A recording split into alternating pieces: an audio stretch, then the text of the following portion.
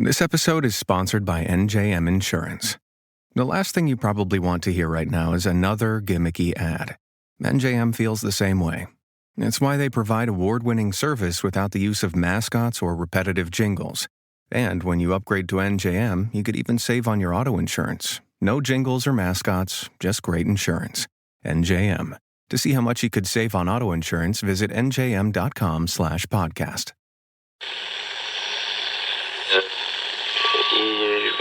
Empire.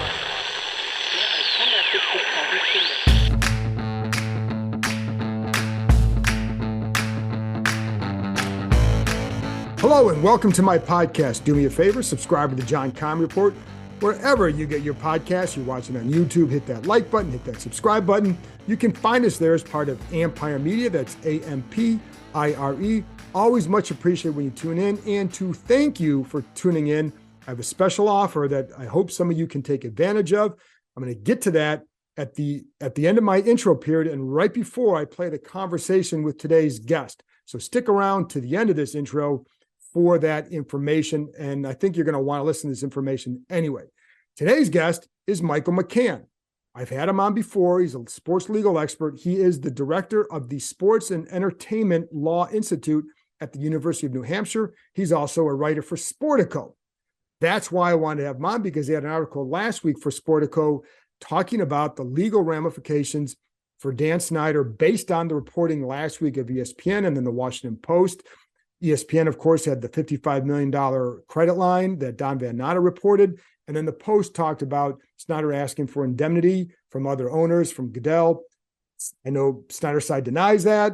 There you go. But the information's out there. And so I wanted to bring McCann on and talk about all of that. And there's so many legal ramifications. Also, how does this impact the sale?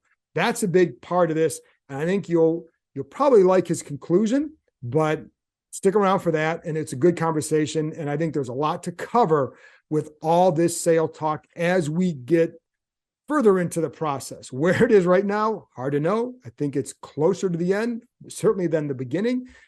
Who knows? Anyway, before I get to that conversation, I'm going to go over a couple things that I think you need to know as far as the sale goes. Now, again, I keep telling you to be careful with how you're processing what you're reading or hearing. For example, I think what we know is, here's what we know. We know that Josh Harris is interested and is involved in the bidding. We know that Tillman Fertitta is also interested and involved in the bidding. Harris has already toured the facility. I'm not sure that Fertitta has. I do know that if he hasn't, he's going to. However, there are two other groups that are going to tour, that either have or will tour their facilities. We don't know who they are. They're not saying. That's why you need to be careful when people say this person is the favorite, these people are the favorites, because there are people involved here that we don't know who they are. So be careful with what you process and the information that you're hearing. Nobody really knows all that's going on. Even people that are higher ups with Washington, with the Commanders, don't know who else is involved. So just unless you're talking to Dan Snyder, you really don't know all the interested parties. And I heard last week that they had multiple bidders. And again, I heard there's 2 that have toured and 2 more who will tour. And the one thing I know is that when billionaires want to keep things quiet, they do. And I'm going to remind you that when Dan Snyder hired Joe Gibbs, nobody knew about it until the day it happened, until the day it was announced. When he went and got Ron Rivera, he was only dealing with Rivera for about a month before that information came out, because they were close. They're pretty much at the end of the process. So it was an easy thing for it to then come out, for them to want it to come out. But he kept both those things quiet. Those are both big hires. So just keep that in mind when we get to the end here, that it may be somebody that like, oh, who is that? Because I think, that's just as likely as it is to be a Josh Harris. So again, just be careful. And it's funny because I had someone tell me the other day, it could be as simple as in a few weeks, and this is just a scenario. I don't know that this will happen, but then in a few weeks, the Snyders just say, hey, we've sold it to this person. Boom, there it is. And then the owners discuss it at the March meetings, and then they vote to approve sometime at the May meetings. It could unfold like that. but it could, again, just drop the news one day and people aren't going to know who it is or who they saw, or they wouldn't see it coming quite to that degree. So just keep that in mind, please, because I just think there's a lot of stuff that gets put out there that is just not inaccurate, but not all of the story. As far as Jeff Bezos goes, well, where's he in this? We've told you from the beginning, as many others have, it's an uphill battle for Bezos because there are certainly some hard feelings on the Snyder side toward Bezos. Does that mean he can't buy it? I don't know. I think we'd be curious to see what kind of offer it would take from him. Would he be willing to way overspend for this team to pacify the Snyders, or maybe have him change their opinion of him? That makes sense. So would it take $500 million more? I don't know, because if it's close, I can tell you, you ain't going to get it. That's just basically the vibe, right? So if Josh Harris and Bezos make the same offers, your new owner is going to be Josh Harris. That's just, the vibe that you're going to get. But we don't know everything, all that yet, because who knows what kind of discussions are going back and forth between whatever parties could be involved. And then what does the NFL get involved? What's that going to do? I think the one thing that some people know or fear is they want this, the NFL wants this sale to go through. What they don't want is a protracted battle in courts. If they try too hard, and this is Michael McCann and I get into this, if they try too hard to push Snyder or to force Snyder into a certain sale, they know that could kind of unleash some, he could end up unleashing some fury because that. Don't know. So I think the smart thing for the NFL is to let this unfold at his pace and his desire. So that's where, we'll see what happens. But again, just be careful with what you're hearing or how you're processing what you're hearing. And just know you don't know all of it, because nobody does, and myself included. But I do know what I know or what you hear. And again, 2 have toured, 2 more are going to tour. We don't know who 2 of those groups are. So we'll see. Billionaires keep things quiet. I also wonder how, as far as like how this is going to affect the stadium, when it could be built. We'll get into all that later. My sense would be that whoever comes in, the places that they're going to look to build would be RFK or downtown FedEx, that site right now, or out in Loudoun County. I think those would be the 3 sites that they would look at, period. So I think that's what they'd be looking at, because I think that's where they could max out their money.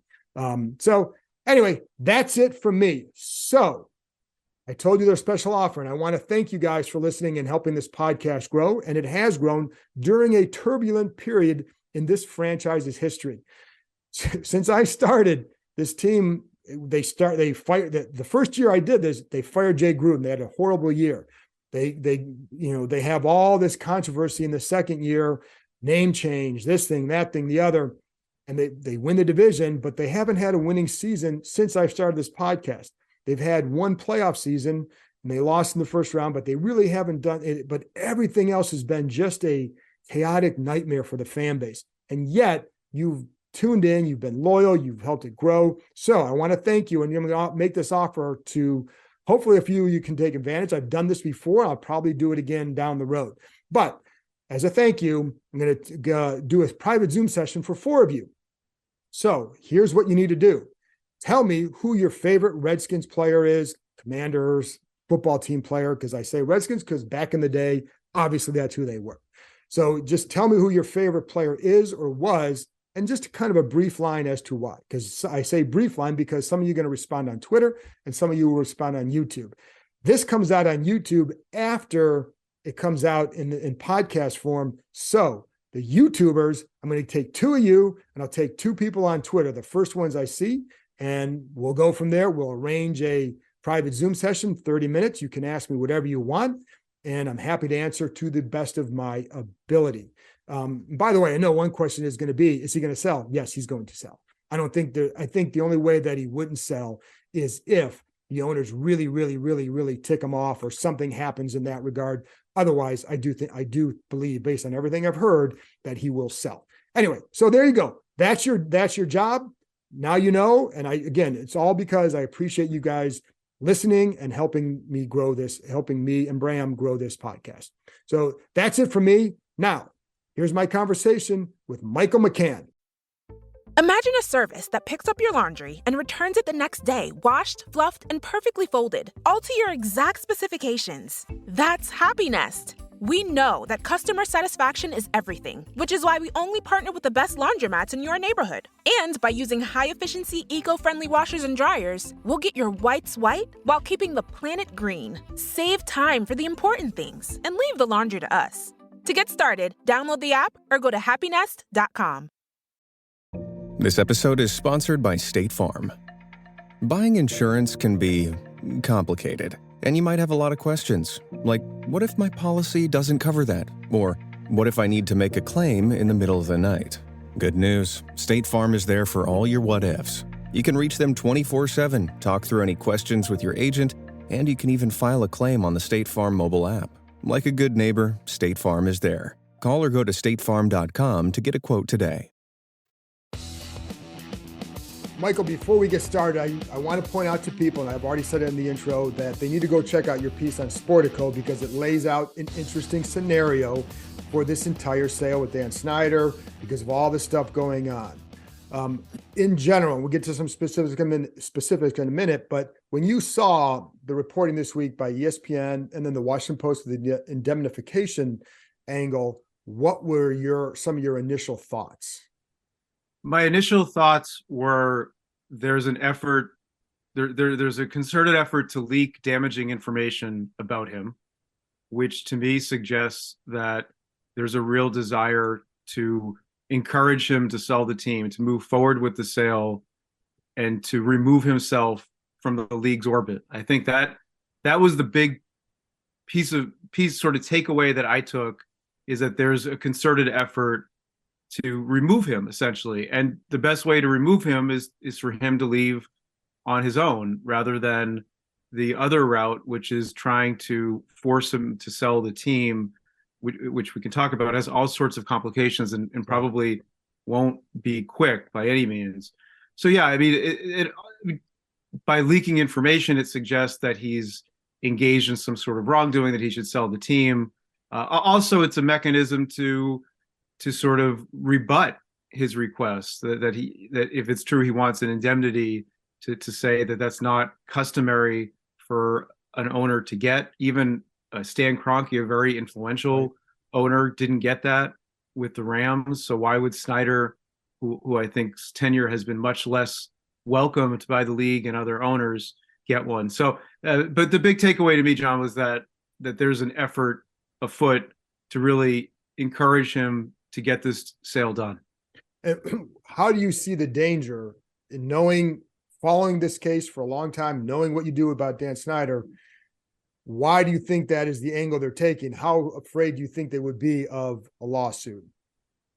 I think one is, if it's true that he's declining certain bids because he doesn't like someone or doesn't like their publication, that's going to bother the league, right? Because the league wants the highest sale value possible.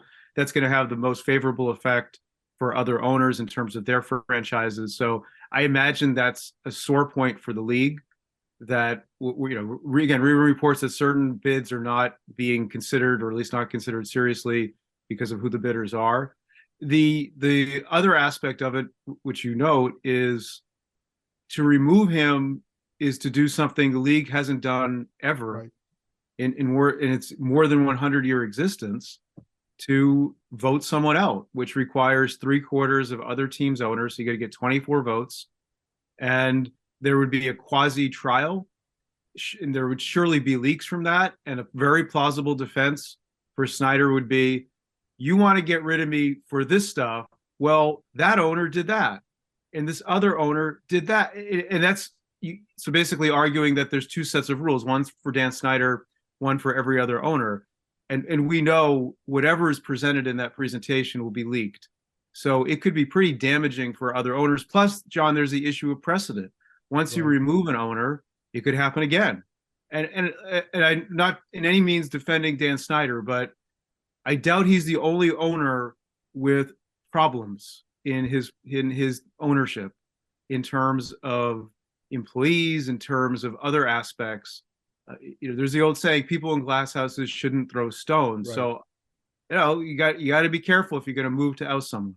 And that's been a trouble spot all along for the league from the beginning of this, because people would always ask, do you think they would ever do this? Well, the answer was no, because of precedent. And it does seem like there's been a shift, but I would think there's still a fear by some over this. With that indemnity clause, what do you think that would cover? And again, you cover this in your Sportico article, but what do you think that would cover? And is that an all-encompassing thing? Like, what can you walk us through what that exactly means? Yeah, so indemnity clauses really are worded, they cover what they're worded and not anything more. So I imagine what he would want is for it to cover any civil liability, either in the form of a judgment or a settlement, involving current or future lawsuits involving the team and or his ownership of the team. So that would include the lawsuit brought by the District of Columbia. That would include the sexual harassment litigation.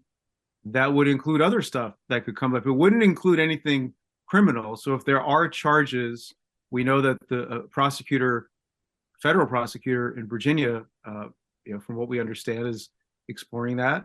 That wouldn't be covered by indemnity because it can't cover criminal prosecutions, but it would cover, as he would have wanted, all civil litigation related to the sale of the team and all costs. So litigation costs, hiring lawyers. Now, if I'm the league, John, I'm going to say, look, Mr. Snyder, you're about to get billions of dollars in the sale of this team.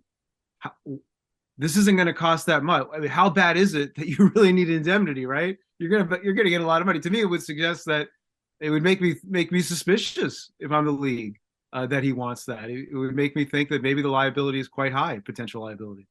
And then you even said in your article, and this is the one scenario that nobody listening to this podcast wants, which is, would it be easier for the league to keep him in place than to remove him, given some of all the way this could go? Why do you say that? Yeah. And first of all, I mean, here's the other thing is, I don't think that's going to happen, but you lay out the scenario as to why, what do you think? Yeah, I know it's definitely an unpopular view, and I suggest it because if there are criminal charges related to this loan that he got from Bank of America, or related to the sharing of revenue with other teams, that if it's financial impropriety, anything along those lines, the league will be a witness at a minimum. League officials will be witnesses at a minimum. And having him as a former owner could make him less inclined to be cooperative with the league and perhaps more inclined to direct blame onto others. If you're an owner, it's harder to do that. So keeping him in-house, in a sense, might be easier. And there's also the possibility that there's litigation involving him, civil litigation, that just goes on for years, that he never really goes away, that there's a new owner, but Snyder remains part of the narrative and part of the litigation, a defendant. And it could be advantageous for the league for him not to be outside of the league, because he's going to do whatever is in his own interest. He no longer would have fiduciary duties as an owner to the NFL. Yeah, I don't think this is going to happen, like you said, but there's sort of, it's not implausible and it's not irrational. And if what lies ahead legally is really bad, it might actually make sense. Could that also work to his advantage in terms of who he wants to sell to as well? I mean, could he use that in a way like, what if he says, I don't want to sell to Bezos, I want to sell to Josh Harris or whomever? Could that also be the way that he gets him to go along with what he wants, do you think? Yeah, I mean, he's got leverage, right? So he is going to, he could say, give me indemnity or give me some sort of assurances if you want me to sell to that person, right? Or to consider that. And also his relationship with that person, I think, is going to be important. This is, if usually when the owner sells the team, that person's gone, right? There's a new owner, the old owner pockets a lot of money and life moves on merrily. But here, I don't think that's going to be the case. No, I think the team will be likely a party to litigation and maybe worse. So he needs to have a good relationship with the next person that owns the team. If he has some sort of adversarial relationship, he might worry that he's going to get thrown under the bus. You know, as somebody who covers this team, that's a scary thought to think that this could be tied up for a few more years in court. But I guess you're right. No, I think I phrased it wrong. It could be if the league says, we want you to sell to Bezos, he says, okay, well, here's the path to do it. And give me this. And it could be the way that, because then there's obviously financial incentive for the owners to want that if he indeed is the highest bidder, and especially by a decent amount. That's right. Yeah, the league definitely, I mean, obviously not every bidder is the same. I mean, if there are issues in their background or whatever, but assuming all of the bidders are qualified and the league is fine with any of them, they're going to want the bid most likely that has the most money. Now, there are other considerations that we know that the league has pushed for more diversity among owners. So I imagine the ownership group would have some sort of diversity as a part of it. That's something that I think the league would want. But I imagine anyone, whether it's Bezos, Harris, or anyone else who's a credible buyer, would want to put together a group that has some diversity. But that issue is sort of one issue. But then there's this other: is that person going to have a good relationship with Dan Snyder? Which is kind of an interesting thing because we don't really have that usually with ownership sales. No, we do not. And then also with Don Van Natta story in ESPN and talking about the $55 million line of credit, what did you take from that one? Yeah, I mean, super interesting, right? Yeah. So, I mean, one is I thought, why didn't Bank of America? Why wouldn't Bank of America demanded that all of the authorization be in place before loaning the money? Because it sounds like, based on the story, Bank of America kept trying to get that the board approved it, right? I mean, that would suggest if it's so important, why didn't they need it before? I'm not dismissing it's important, but it just struck me as it's interesting. I mean, I'm not a banker, but as someone who as a homeowner and dealing with banks, banks are pretty meticulous about things. So there's that piece to it. There's the piece of the limited partners who were bought out. They probably have no claim because my guess is when they got paid as part of the sale, they relinquished any potential claims against the team or against Snyder or against Goodell. So it might not be as impactful. Now, if federal investigators find it to be a sign of dishonest conduct, I mean, if there were false assurances made to the bank about whether approvals had been met, again, I have no idea if that's the case, but if that is possible, then you could be looking at bank fraud as a possibility. So again, I'm just speculating. I don't know if it's true. I mean, the fact that the bank kind of kept asking for something, it suggested it never had it to me. So that would, either that means either the bank should have had it, should have made more of an effort to get it, or it's not that important. And what could an investigation, and you kind of touched a little bit on it, what could an investigation into that lead to? It could lead to, again, potentially a finding of criminal impropriety, that there was a false assurance made to the bank about the eligibility of a loan application, so that the loan was extended as part of a fraud, maybe even a conspiracy. Maybe there are multiple people involved with it. Maybe there's wire fraud. I'm sure if there's fraud, there's certainly wire fraud because it's all done electronically and all done out of state. So I mean, that would be sort of the worst case scenario of banking fraud, wire fraud, conspiracy. But again, we don't know if that. It's so early to know that. But yeah, but if there's any real possibility of that, that goes back to the earlier point that we had, that the league, he's not going away, Dan Snyder, right? And if he's no longer an owner, I mean, he might be more inclined. I'm just thinking rationally, might be more inclined to direct blame off himself onto the league. Are you surprised at all that it's going to unfold this way? No. I mean, the bank stuff, I mean, that I didn't know any of that, right? But it seems like every month there's a new controversy involving Snyder, involving the team.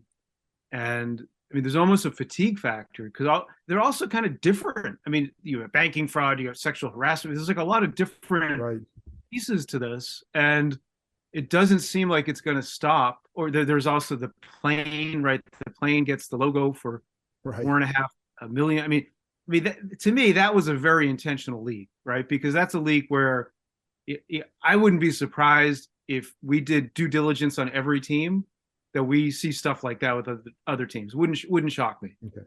So, part of this is there's a clear focus on him and removing him. So we're getting this trickle effect of negative stories. But I guess it's not surprising because he's been a problem for the league now for a number of years. And now that they see that he's open to a buyer, I'm sure they want him just to finish this and sell and leave. Could he, and this may be more of a question that might be harder for you to answer. Could he legally, like, say again, and the fixation is on Bezos. And I think, Josh Harris has been is an owner in the NBA and the NHL, has more experience in that. I think he's someone who could be is certainly a very qualified buyer, right? Or potential owner, but the focus is on Bezos because of the money. And that he can write a check right now.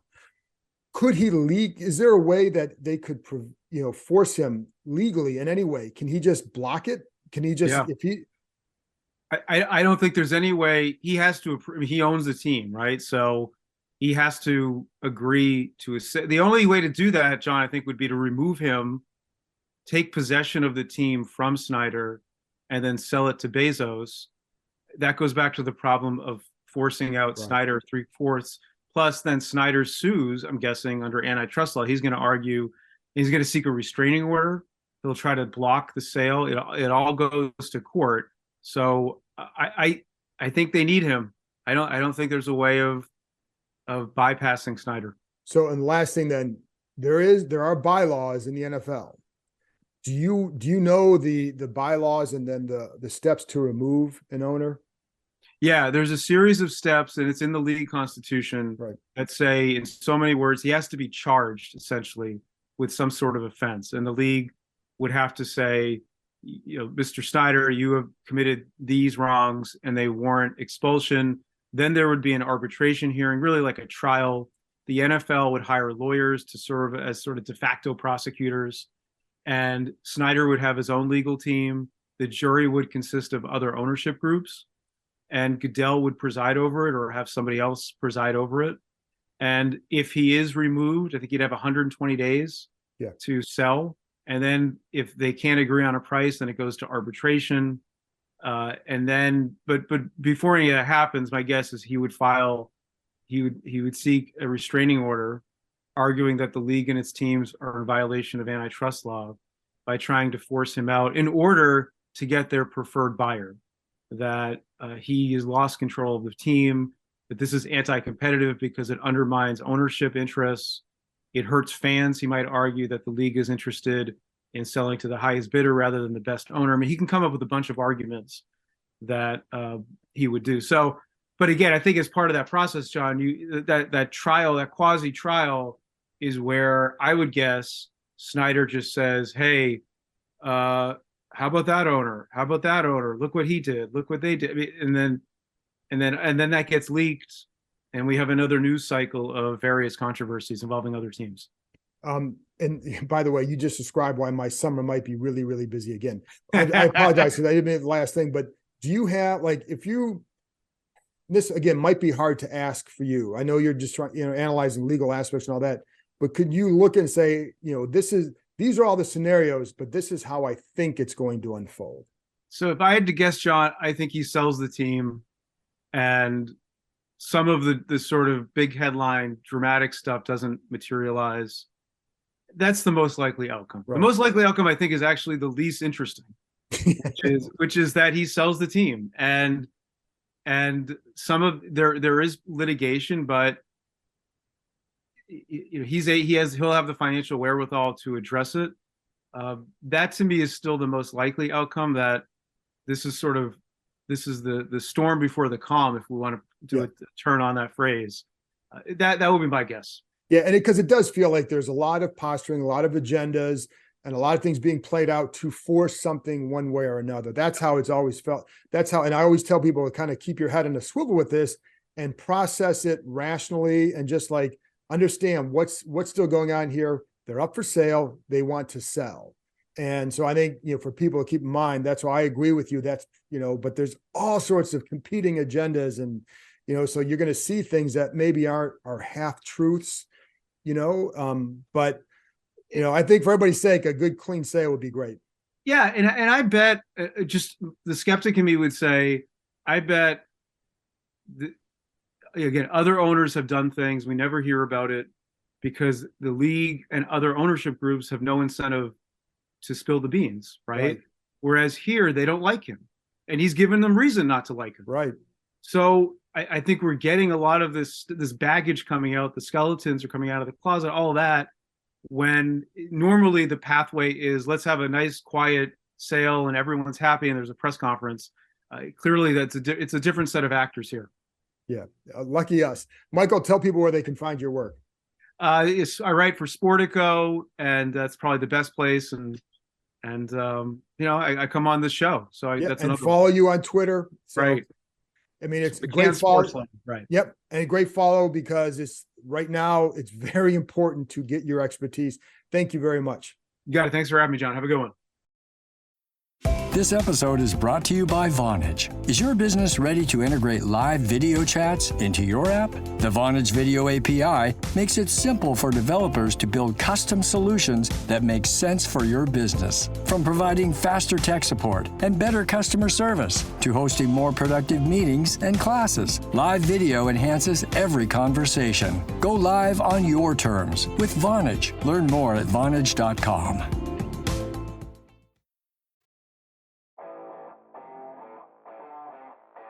That's it for this episode. Thanks to Michael for joining me, and thank you, as always, for listening.